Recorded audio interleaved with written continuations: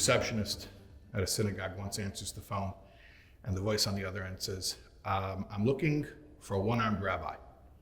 The receptionist is like, what? What are you looking for? The guy says, I'm looking for a one-armed rabbi.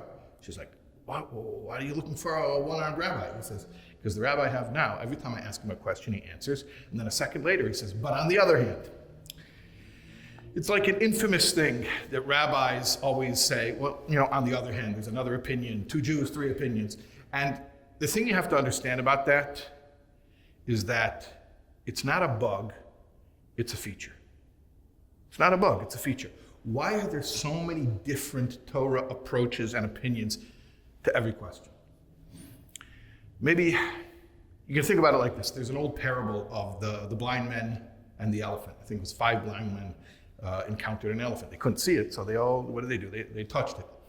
And afterwards, they asked the blind men, what is an elephant like? So one said, an elephant is very much like a boa constrictor. The other one said, an elephant is very much like the flap of a tent.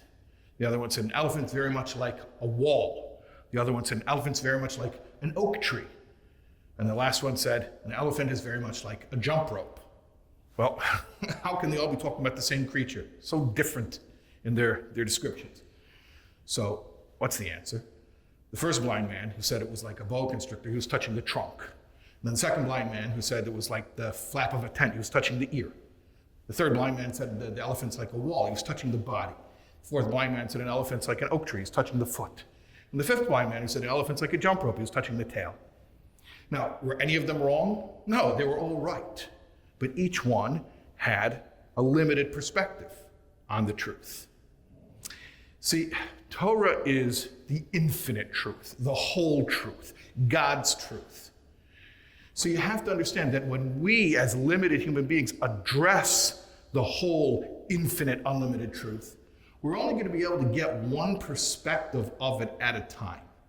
And that's why we have a divergence of multiple opinions, each one describing another aspect of the truth.